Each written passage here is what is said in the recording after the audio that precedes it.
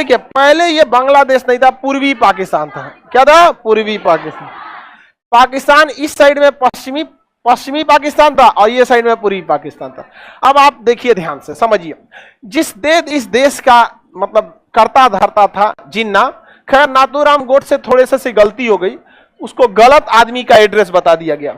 वो मारना चाहता था जिन्ना को, मार दिया किसको? गांधी। गलती हो जाता है ना कभी कभी, आदमी गलती से ईंटा चला के दूसरे को मार देता है, फिर कहता है जहां लग लो नहीं, ईंटा उटा चलाता है दूसरे को मार देता आदमी। नाथूराम गोडसे को जिन्ना को निपटाना चाहिए था और 5 साल पहले निपटाना चाहिए था, शिमला सम्मेलन से पहले 1944 में। समझ में आ गया कि नहीं? 44 के बाद तो कंट्रोल के बाहर हो गई। सरदार पटेल जिसने भारत को यूनाइट किया, उसने तक साइन कर दिया भारत के विभाजन पे। सोचिए सरदार पटेल ने भी कितना उब गए होंगे, क्योंकि 44 के बाद जिन्ना उघारे नाच रहा था, मतलब जहां तहां दंगा करा रहा था, जहां तहां दंगा करा था। मजबूरी बन गई थी भारत का विभाजन, मजबूरी हो गई थी यहां पर। 44 से पहले नाथूराम गोडसे निपटा दिया रहता ना, कामे बन गया रहता यहाँ पे। अब लेकिन देखिए जिन्ना को भी देखिए कैसे, जो देश का विभाजन किया, ऐसे कहीं देश मांगा जाता है? ये दिमाग देखिए उन गधों का, ऐसे कोई देश मांगता है कि ये वाला एरिया मेरा, ये वाला एरिया मेरा? वह देश कभी आगे नहीं जा सकता है जिसकी नींव संविधान नहीं बल्कि धर्म के आधार पर रखी गई हो, कभी आगे नहीं जाएगा। क्योंकि धर्म ऐसा चीज है जिसमें अपडेट नहीं हो सकता, अपडेट नहीं चाहिए। और दुनिया किस में चलती है? अपडेट। धर्म में अपडेट कीजिएगा बवाल हो जाएगा। तनी अपडेट करके देखिए ना आप, तनी तुरंत मार हो जाएगा, पहले ही आप ही को फॉर्मेट मार देगा। आए हैं यहाँ पे प्ले स्टोर पे अपडेट करने के लिए, मारेगा फॉर्मेट मार चल जाएगा आप। इसलिए वो देश हमेशा पीछे चला जाता है, धर्म की बुनियाद पे रहेगा तो। इसलिए धार्मिक चीजों के लिए आपके लिए उम्र है 50 साल के बाद, आप सब लोग धार्मिक चीजों में जाइएगा। अभी आप करियर बनाइए, करियर बन जाए तो परिवार को देखिए, परिवार बन जाए तो आप देश के प्रति करिए कि हमको देश के लिए कुछ करना है। बूढ़े उड़े हो जाए 50-55 आराम से, रिटायरमेंट प्लान सबके लिए सेट। आप अपने भजन कीर्तन नमाज कुरान गुरुद्वारा में लग जाइए, एकदम बढ़िया से लग जाइए। अभी नहीं, अभी आपका उम्र किस चीज का? पढ़ने का, करियर बने। नहीं तो ये गधों की तरह हो जाएगा, 2 जगह ले लिया यहां से। दिमाग से ज्यादा जिन्ना के पास घमंड था। अरे भाई जिन्ना ठीक आदमी था ही नहीं, समझ में आ गया कि नहीं? जिन्ना के बाप की एक ही गलती थी, जिन्ना उसका बाप बहुत अच्छा आदमी था, लेकिन उसके जीवन में एक ही गलती होगी, क्या? जिन्ना। और नाथूराम गोडसे की और गलती, या तुमको उस समय कोई उसको मार्गदर्शन देने वाला नहीं था। 44 के टाइम पे निपटा देता ना, कोई दिक्कत नहीं होता, यकीन मानिए नहीं दिक्कत होता। जिन्ना ने मजबूर कर दिया। गांव गांव में जब दंगे होंगे तो आप क्या कहिएगा जी? जिन्ना ने स्पष्ट बोला था, प्रत्यक्ष कार्रवाई दिवस। खुलेआम कोई बोलता है कि हम दंगे कराएंगे? वो चोट्टा खुलेआम बोल दिया और भयानक से भयानक हो गया। खैर उसको अब सुधार नहीं सकते हैं, उसको वो उसकी रूह भी उसको ना गाली दे रही होगी कि इसके शरीर में घुसे थे हम। आगे देखते हैं यहाँ पर। तो ये पूर्वी पाकिस्तान, ये पश्चिमी पाकिस्तान, ये इतने कमीने हैं कि इनको कहते हैं कि रे बंगाली। यहाँ पे बंगाली भाषा बोली जाती है, क्योंकि भाई पूर्वी पाकिस्तान आज न था, हमारा बंगाल था। क्योंकि ये जब था तो दोनों एक में थे सब, बंगाल। तो अंग्रेजों ने देखा कि भैया यहाँ का मुसलमान भी पढ़ा लिखा है, यहाँ का हिंदू भी पढ़ा लिखा। अंग्रेजों को लग गया कि हमारे लिए सबसे बड़ा सरदर्द यही होंगे। तो 1905 में इसने इसका विभाजन कर दिया। इधर रखा पश्चिम बंगाल, वेस्ट बंगाल, इधर रखा पूर्वी बंगाल, ईस्ट बंगाल। समझ में गया? और वही ईस्ट बंगाल आगे जाके क्या बन गया? पूर्वी पाकिस्तान। और वही आगे जाके बांग्लादेश। और ये बेचारा पश्चिम बंगाल पश्चिम में रह गया, जबकि भारत के नक्शा के हिसाब से ये पूरब में है।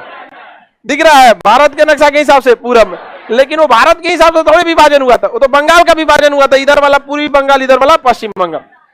अब अंग्रेजों को अब ध्यान से आगे समझते हैं। तो जब देश आजाद हो गया तो अंग्रेज पाकिस्तानी जो थे सब इन लोगों के साथ गलत व्यवहार करते थे, इन्हें काला कलूठा कहते थे। अब जैसे बंगाल के लोग नॉर्मल होते हैं, जैसे हम लोग का जो कलर होता है, बंगाल में कमोवेश लड़का मतलब एवरेज आदमी का यही कलर, कर्क रेखा के पास से गुजरेंगे तो ना गोरे होंगे ना काले ही होंगे, मीडियम रह जाएंगे वहां पर।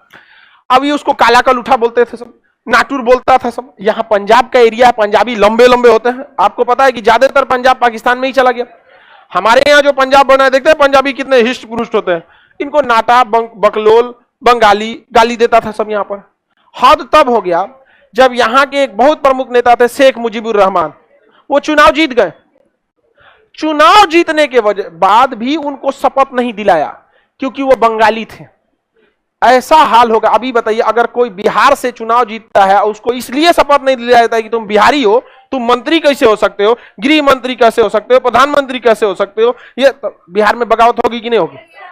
वही हाल हो गया यहाँ शेख मुजीबुर रहमान। शेख मुजीबुर रहमान को बुलाया गया कि आओ शपथ, नहीं दिलाया सब यहाँ पे शपथ दिलाने, और न तो बंदी बना दिया, कहा कि तुम बंगाली मंत्री प्रधानमंत्री बनेगा। भाई ऐसे बवाल हो गया, यहाँ के लोगों के अंदर बगावत हो गई। यहाँ पर जब ये लोग बगावत की मांग करने लगे तो पाकिस्तानी आर्मी गई यहाँ पर और 30,000 महिलाओं का रेप किए थे सब। ये सब इनसे आप कभी इंसानियत की उम्मीद मत रखिएगा। ये हरामी अपने देश के नहीं हुए सब, हम लोग के क्या होंगे सब, समझ, अपने देश के नहीं हुए सब। घर में घुस घुस मार दिया सब वहां के लोगों को। अब यहाँ के लोग पूरी तरह से त्रस्त हो गए। शेख मुजीबुर रहमान को यहाँ बंदी बना लिया गया। अब यहाँ आई इंदिरा गांधी, कहीं की चोट्टा कहीं का, तुम ढेर नौटंकी करता है।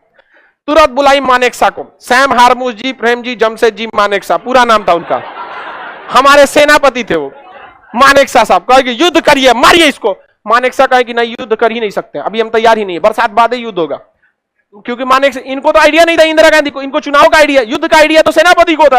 वो कहे कि बरसात का समय है, जून का महीना, आप कैसे कर दीजिए युद्ध, कोसी नदी बाढ़ लाएगी, महानंदा बाढ़ लाएगी, यहाँ पे ब्रह्मपुत्रा में बाढ़ आया रहेगा, पूरा बांग्लादेश दौड़ जाएगा, हम जाके मरेंगे वहां पे, नहीं लड़ेंगे। कैसा सेनापति है, कैसा सेनापति, कौन सी बहादुरी और बेवकूफी में अंतर होता है। इंदिरा गांधी कहेगी बताइए लड़ना कब है आपको? मानेकशॉ ने कहा था कि जब लड़ाई होगी ना तो लड़ाई लंबी चलेगी। हम चाहेंगे कि लड़ाई लंबी ना हो, लेकिन लड़ाई खींच जाती है लंबी, क्योंकि जितना हम प्री प्लान करके जाते हैं उतना होता नहीं है, हो सकता है लंबे हो जाए। तो इस बीच जब तक बरसात नहीं खत्म हो जाता है, आप अंतर्राष्ट्रीय दौरा कीजिए और अपने गुटों को मजबूत कीजिए कि युद्ध के समय जब अंतर्राष्ट्रीय दबाव आए तो आप कैसे झेलिएगा वहां पर। इंदिरा गांधी ने कहा कि अच्छा ही बात है। तो मानेकशॉ ने याद दिलाया, याद कीजिए आप लोग को, जब रूस फंस गया था श्रीलंका में, उसका दिमाग काम नहीं कर रहा था, तो भारत ने वहां से अमेरिका को खदेड़ने में मदद किया था लिट्टे के थ्रू। यहां पर आप रूस से संबंध को ठीक कीजिए, और इधर हम अपनी सेना को ट्रेनिंग देते हैं, और इस समय सेना ट्रेनिंग भी ले लेगी यहां पर, और साथ में उधर बरसात भी खत्म हो जाएगा। इस बीच यहां शेख मुजीबुर रहमान और बंगाली लोग पूरे भड़क चुके थे, और उन लोगों ने अपनी एक सेना बना लिया, मुक्ति वाहिनी। और उस मुक्ति वाहिनी को हथियार कौन दे दिया? भारत। ट्रेनिंग कौन दे दिया? भारत। अब मुक्ति वाहिनी तैयार। बरसात का समय बीत गया, ठंडी का दिन आ गया, दिसंबर का महीना था। अचानक से यहां आगरा एयरपोर्ट से, गोरखपुर एयरपोर्ट से, बागडोगरा एयरपोर्ट सिलीगुड़ी से अचानक एयरफोर्स के विमान हवा में उड़ते हैं और तहलका मचा देते हैं। कहां पर? पूर्वी पाकिस्तान में। एयरफोर्स पूरा तबाही मचा दी पूर्वी पाकिस्तान में, और नीचे पड़ी थी मुक्ति वाहिनी, जिसकी सेना का नेतृत्व कौन कर रहा था? Indian army. गोली चलाने वाला मुक्ति वाहिनी बंगाली था, लेकिन उसका कमांडर भारतीय था। इंडियन आर्मी के कमांडर सब कमांड किया था उसको मार, क्योंकि गोली चलाने वाले को आइडिया नहीं ना रहता है कि कैसे मारना है, सेना को कैसे बिछाना है। एक आम आदमी को कह दो पटना शहर को घेरो तो पता नहीं चला, भीगने पहाड़ी पे पहुंच जाएगा उसका पूरा स्ट्रेटजी होती है ना। तो सेना का कमांड कौन कर रहा था? Indian army. और लड़ कौन रहा था? मुक्ति वाहिनी। इधर से नेवी लगा दिया गया, नीचे से किसे लगा दिया गया? नेवी। और नेवी इधर से जो तबाही मचाई जिसका कोई हद नहीं, और यहां लगाया गया था आईएनएस विक्रांत। आईएनएस विक्रांत जो था उसी के जगह दूसरा बनाया गया, आईएनएस विक्रांत 2 है। जैसे बाहुबली, महेंद्र बाहुबली के जगह पे अमरेंद्र बाहुबली, वैसे विक्रांत। तबाही मचा दिया, और देखते देखते महज एक हफ्ता में जो पाकिस्तान की यहां आर्मी थी वो सरेंडर बोल गई।